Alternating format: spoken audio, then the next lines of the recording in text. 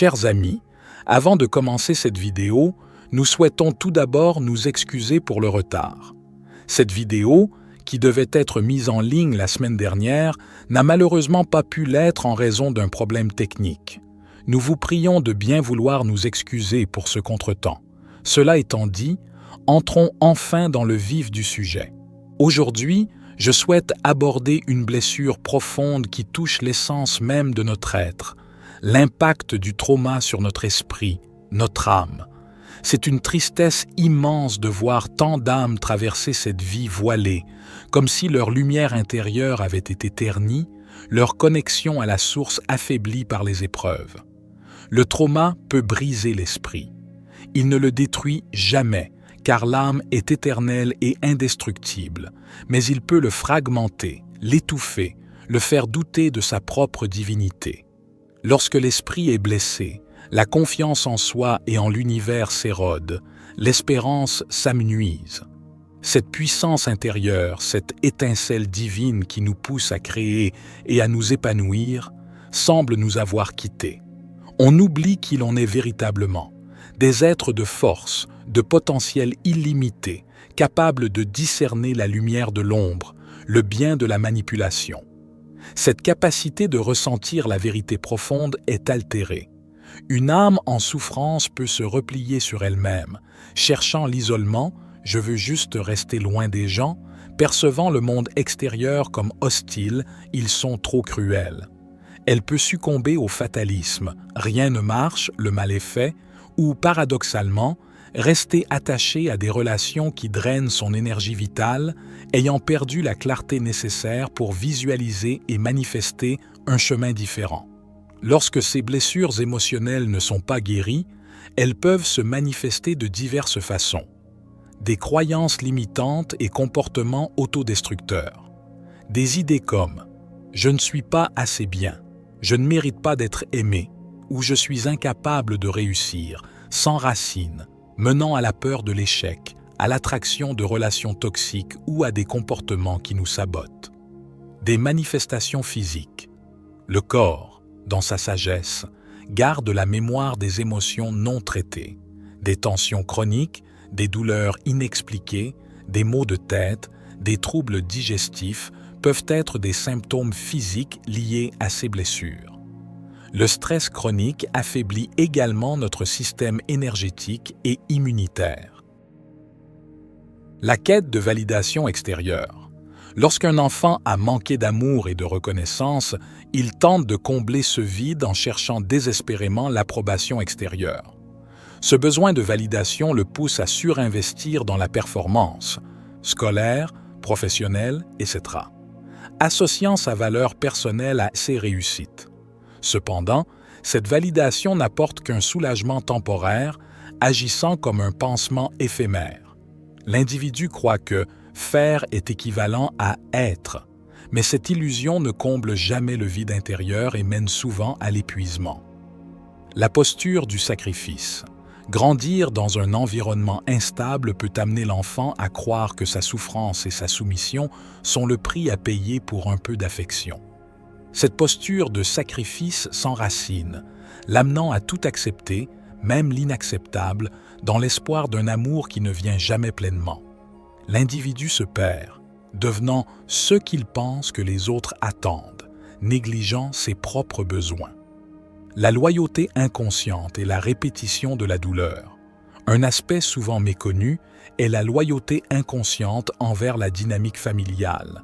Certains adultes répètent des schémas douloureux, associant la souffrance à l'amour ou à l'appartenance.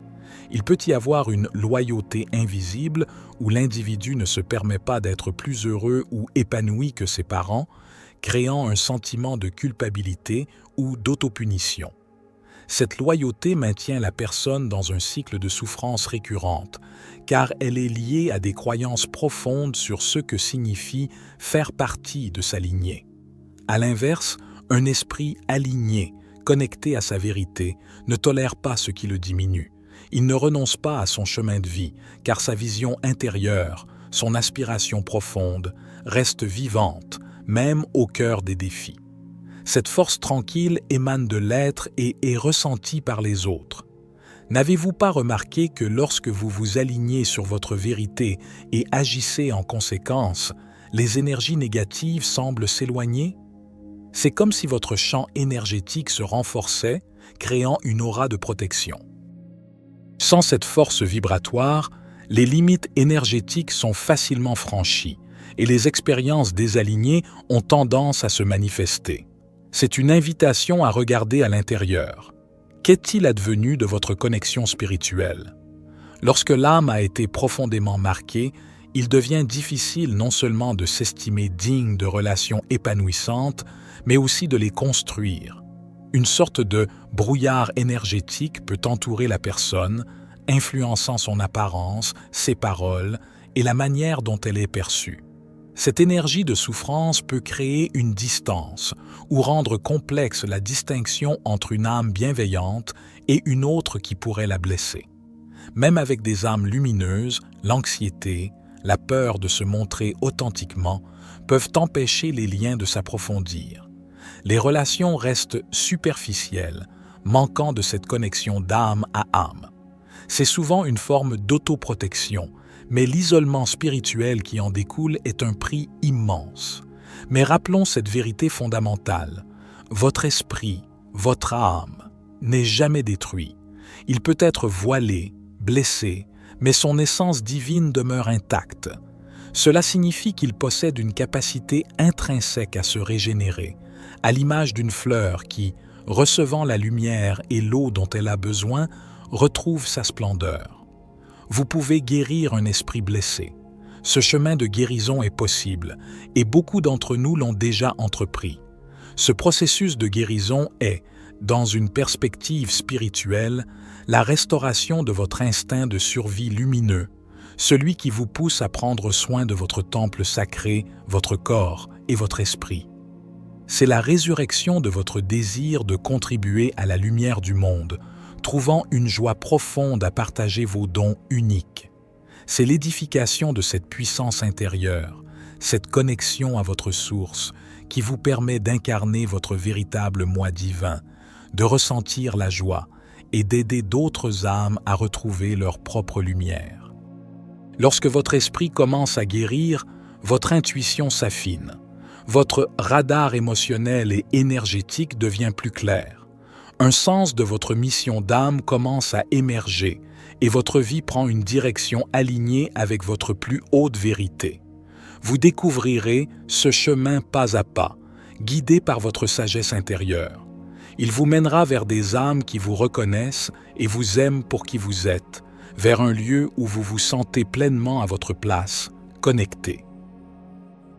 Le traumatisme n'affecte pas seulement l'esprit, il affecte aussi le corps. Lorsque nous vivons un traumatisme, la réponse naturelle de notre corps est d'activer notre mode de combat, de fuite ou de figement, qui est un mécanisme de survie naturelle. Et cette réponse entraîne la libération d'hormones de stress comme le cortisol et l'adrénaline. Ces hormones nous préparent soit à affronter la menace, soit à nous en échapper, soit à devenir immobilisés si nous n'avons pas d'autres options. Mais si vous avez vécu un traumatisme, la réponse au stress peut devenir chroniquement activée, même lorsque la menace immédiate est passée. Et c'est là que le traumatisme est, si l'on veut, stocké dans votre corps. Cette libération persistante d'hormones de stress peut entraîner une série de symptômes physiques, notamment des tensions musculaires, des douleurs chroniques, des problèmes digestifs et de la fatigue. Les survivants de traumatismes rapportent souvent qu'ils se sentent perpétuellement épuisés, sur les nerfs ou piégés dans un cycle sans fin de stress. Le traumatisme modifie votre cerveau et votre corps d'une manière difficile à inverser sans intervention ciblée. Mais le concept de neuroplasticité offre de l'espoir. La neuroplasticité est la capacité du cerveau à former de nouvelles connexions neuronales. D'ailleurs, lorsque j'étais en résidence à la fin des années 1990, nous croyions encore que le cerveau était largement fixe et immuable, comme c'est déprimant. Ce n'est qu'au cours des 25 dernières années que le concept de neuroplasticité a été développé grâce au progrès de la neuroimagerie, et il est maintenant fondamental pour notre compréhension du fonctionnement du cerveau. Ainsi, la capacité de changer le cerveau peut aller dans les deux sens. Le traumatisme peut créer des voies inadaptées et rétrécir des régions du cerveau. Mais il existe plusieurs approches thérapeutiques qui peuvent permettre de guérir le cerveau du traumatisme grâce à un recablage adaptatif. Beaucoup ressentent aujourd'hui une déconnexion profonde du monde et des autres. Il est clair que des énergies lourdes circulent, rendant le chemin plus ardu pour les âmes déjà sensibles. Il est peut-être de notre responsabilité, à nous qui retrouvons notre force, de tendre la main à ceux dont l'esprit souffre, même si cela demande du courage et de la compassion. Certains invoqueront les causes externes, les systèmes, les structures, les dynamiques sociales. Ces facteurs existent et influencent, bien sûr, mais si votre réaction se manifeste par la projection de colère, le jugement ou la haine en ligne, il est possible que cette énergie négative se soit infiltrée en vous. Crier sur les autres, les rabaisser, les diffamer, comportement malheureusement trop courant, est une énergie qui blesse toutes les âmes impliquées. La cible, les témoins, qui absorbent cette basse vibration, et l'agresseur lui-même, révélant une souffrance intérieure profonde. Il est juste de dénoncer l'injustice, mais il est parfois difficile de distinguer cette action alignée du simple défoulement de basses vibrations. Un esprit blessé peine à faire cette distinction. Les confrontations en ligne deviennent alors des échanges d'énergie usantes, basés sur l'illusion que gagner un argument apportera la paix. Or, cela ne fait qu'éroder davantage l'énergie de chacun. Comprenez ceci. Devenir ce que vous combattez ne guérit pas votre esprit. L'idée de changer le monde commence par se changer soi-même. Les véritables agents de transformation sont ceux qui incarnent la clarté, la vérité et la bienveillance, non ceux qui s'épuisent dans la lutte énergétique. Cette transformation, cette ascension vers l'incarnation de la lumière, demande un engagement profond. Nous pouvons choisir consciemment qui nous voulons être et nous détacher de ce qui nous dissocie. La dissociation est une déconnexion de notre être profond, de notre guidance intérieure, de notre environnement. Il semble y avoir une pression croissante dans le monde actuel pour se dissocier. La dissociation est un état où l'on est physiquement présent mais déconnecté, comme si une partie de notre conscience était absente. On peut entendre sans vraiment écouter l'âme de l'autre, voir sans discerner la vérité profonde. Une situation, une parole peut sembler fausse énergétiquement, mais on doute de sa propre perception. Un esprit fragilisé a peu de force pour résister à la justification de ceux qui résonnent faux.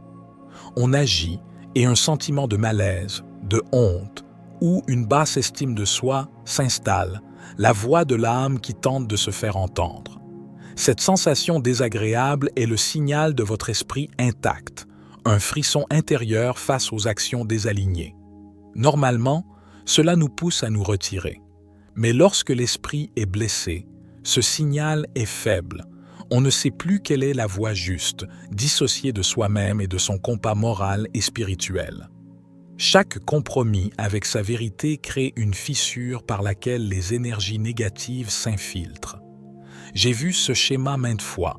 L'affaiblissement de l'esprit précède l'attraction des problèmes.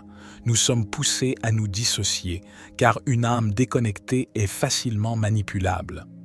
Gardez cela à l'esprit.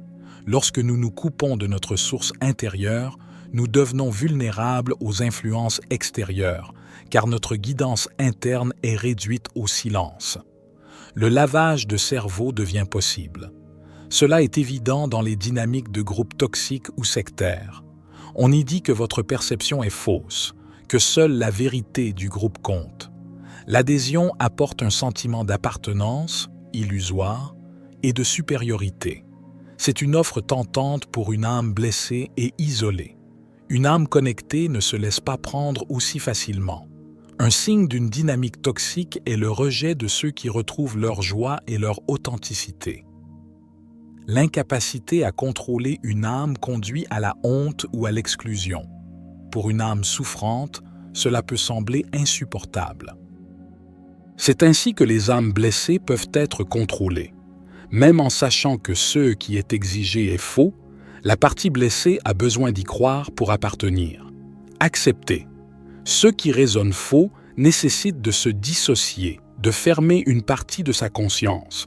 C'est le mécanisme du grooming spirituel ou émotionnel. Amener quelqu'un à accepter progressivement ce qui contredit sa vérité intérieure en ignorant les signaux de son âme. Cela commence petit, mais peut mener à croire des choses manifestement fausses, rendant l'âme facilement manipulable. Les dynamiques toxiques ont besoin d'âmes dissociées, car une âme connectée à elle-même pense par elle-même. Tout, ce qui induit la dissociation n'est pas une secte, mais ce concept nous aide à comprendre comment l'esprit s'use. Nous acceptons ce que nous savons être faux, surtout si nous manquons de soutien et d'amour. Les dynamiques toxiques répondent aux besoins d'appartenance, même si cela implique de fermer notre sens de la réalité et de la moralité. Cette dissociation est omniprésente et explique le cynisme, le mépris, la perte des repères moraux. Elle se manifeste lorsque l'on ignore la petite voix intérieure qui nous avertit qu'une action est désalignée, qu'elle franchit une limite sacrée. Mentir, manipuler, certaines dynamiques relationnelles basées sur la superficialité ou l'exploitation de l'autre sont des exemples. Dans les relations, surtout après un trauma, il y a une forte tendance à cacher son véritable désir d'amour et de connexion profonde, acceptant des dynamiques qui ne nourrissent pas l'âme. Se contenter d'une relation superficielle alors que l'on aspire à l'amour est une trahison de soi. Cette trahison blesse l'esprit, entraînant la dissociation, le silence face à sa propre souffrance et à ses véritables aspirations. On apprend à sourire, à faire semblant, à ne pas faire de vagues. Parfois, l'âme ne peut plus contenir la vérité et une explosion de colère, de besoin, survient. Bien que potentiellement chaotique, cette explosion est le signe que l'esprit se bat pour revenir à la vie. C'est un signe positif de réactivation. Exploiter l'amour d'une autre âme sans intention d'honorer cette connexion est une blessure spirituelle profonde. Humilier quelqu'un pour avoir désiré l'amour, pour avoir offert son cœur, est un acte d'une grande noirceur. C'est un vampirisme énergétique, se nourrissant de l'énergie d'une âme blessée qui, dans sa dissociation, a du mal à ne pas donner. Une âme blessée est facilement trompée, car secrètement, elle continue d'espérer l'amour, quoi qu'on lui dise. C'est pourquoi il est crucial de ne jamais exploiter la vulnérabilité d'une autre âme, car cela brise son esprit. Pour reconstruire votre esprit, soyez vigilant face à tout ce qui vous pousse à la dissociation. Fréquentez des environnements à basse vibration, restez dans des relations qui diminuent votre lumière, faire un travail qui contredit vos valeurs profondes, mentir, manipuler, participer à des dynamiques en ligne toxiques, ragot, haine. Si un travail ou une relation exige que vous vous coupiez de votre âme, ce n'est pas votre chemin. Si certaines habitudes, comme la pornographie ou l'usage détourné de substances, contribuent à votre dissociation, vous en éloigner est un acte puissant de guérison. Cesser de projeter votre souffrance sur les autres par le jugement et la haine en ligne est également essentiel. Ces comportements peuvent procurer une satisfaction éphémère, « je suis accepté, je suis intelligent », mais ils vous déconnectent de votre cœur et de votre lumière. Ceux qui agissent ainsi ne sont pas alignés. Ce sont des âmes en souffrance, des zombies énergétiques qui tentent de mordre ceux qui vibrent la vie. Les drogues, utilisées pour étouffer la conscience et se séparer de son intuition, induisent la dissociation. Maintenant que nous avons compris comment ces empreintes se forment et nous affectent, la bonne nouvelle est que nous ne sommes pas condamnés à revivre éternellement nos blessures. Nous avons le pouvoir de reprogrammer notre subconscient et de transformer notre réalité. Comment? En utilisant une méthode puissante basée sur la réécriture des souvenirs traumatiques. Voici les étapes clés. Identifier le souvenir clé. Choisissez un souvenir d'enfance qui symbolise le mieux la blessure ou la croyance négative dominante en vous. Je ne suis pas assez bien, je suis un fardeau, etc. C'est souvent un souvenir chargé d'émotions. Se mettre en état de relaxation. Trouvez un endroit calme, asseyez-vous ou allongez-vous confortablement. Pratiquez quelques respirations profondes pour calmer votre esprit et votre corps. L'objectif est d'atteindre cet état de détente, alpha ou θ, où le mental critique s'apaise et l'accès au subconscient est facilité. Revisitez la scène et la réécrire. Dans cet état de relaxation, ramenez à votre conscience la scène traumatique, mais au lieu de la revivre passivement, modifiez-la. Imaginez que les choses se déroulent différemment. Imaginez recevoir le soutien dont vous aviez besoin, entendre des paroles de réconfort au lieu de critique, ressentir de la chaleur au lieu du rejet. Éveillez et ancrez la nouvelle émotion. C'est l'étape la plus cruciale. Ressentez profondément les émotions positives de cette nouvelle scène. L'amour, la sécurité, la reconnaissance, la joie.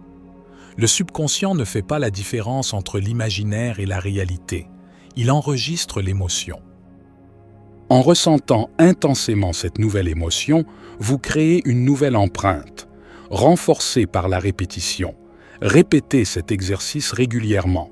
Plus vous revisitez la scène réécrite avec émotion et intensité, plus la nouvelle mémoire émotionnelle s'ancre et affaiblit l'ancienne. C'est comme mettre à jour le logiciel de votre subconscient. Intégrez corps et esprit. Il ne suffit pas de faire l'exercice mentalement. Votre corps aussi garde la mémoire des traumatismes. Ancrez cette nouvelle version dans votre corps par la respiration, la relaxation ou des pratiques comme le yoga. L'alignement esprit-corps renforce la guérison. Observez et agir. Soyez attentif aux changements dans votre vie quotidienne. Remarquez les moments où vous vous sentez plus confiant, moins réactif aux anciennes blessures. Valorisez ces progrès. Cela renforce le message envoyé à votre subconscient. Ces nouvelles réponses sont les bonnes. Cette méthode fonctionne parce que le subconscient accepte ce qu'on lui présente avec suffisamment d'émotion et de répétition, surtout quand le mental rationnel est au repos. Cette idée n'est pas nouvelle. On la retrouve dans des textes anciens, comme dans la Bible où il est dit « Tel un homme pense dans son cœur, tel il est » Proverbe 23, 7. Le cœur étant souvent interprété comme le siège du subconscient. Des recherches modernes, par des auteurs comme le Dr Joseph Murphy ou le Dr Maxwell Maltz, confirment que le subconscient ne distingue pas le réel de l'imaginaire vividement ressenti. C'est la base de la plasticité neuronale. Notre cerveau peut créer de nouvelles connexions et se réorganiser. En réécrivant ces scènes, nous ne nions pas le passé, mais nous changeons son impact émotionnel sur notre présent et notre futur. Nous cessons de chercher désespérément la validation extérieure et commençons à construire une valeur intérieure inébranlable. Nous sortons de la posture du sacrifié pour devenir l'acteur conscient de notre vie. Un passage de Carl Jung qui met en lumière l'importance de confronter ses ombres intérieures et de réconcilier l'inconscient pour guérir. Par exemple, une citation tirée de son ouvrage « L'homme à la découverte de son âme, The Archetypes and the Collective Unconscious ». Celui qui regarde à l'extérieur rêve, celui qui regarde à l'intérieur s'éveille. Cette citation de Jung nous rappelle que pour guérir de nos traumatismes, nous devons d'abord regarder à l'intérieur de nous-mêmes. La guérison véritable ne réside pas dans l'extérieur, ni dans l'approbation des autres, ni dans les succès visibles. Elle naît dans la confrontation avec nos ombres, nos peurs et nos souffrances enfouies. Selon Jung, nous devons intégrer ces parties de nous-mêmes, même celles qui sont douloureuses et refoulées, pour nous réconcilier avec notre inconscient. Cette réconciliation est essentielle pour la guérison intérieure et pour changer les croyances limitantes qui influencent notre réalité. Jung suggère ici que la quête de l'épanouissement personnel et de la guérison passe par une introspection profonde. Le processus de regarder à l'intérieur implique de confronter les aspects refoulés de notre personnalité, ce qui inclut nos traumatismes et nos blessures émotionnelles. Ce concept, que Jung appelle l'intégration de l'ombre, est fondamental pour ceux qui cherchent à guérir, car il permet de réconcilier les parties de nous-mêmes que nous avons rejetées ou ignorées, comme les croyances limitantes ou les émotions refoulées. Chers amis, j'espère vraiment que cette vidéo va vous aider. Merci beaucoup pour le temps précieux que vous m'accordez. Pour toute question, nous allons y répondre directement dans les commentaires ou dans la prochaine vidéo sur le sujet. C'était David pour la sagesse infinie. Soyez bénis, mes amis.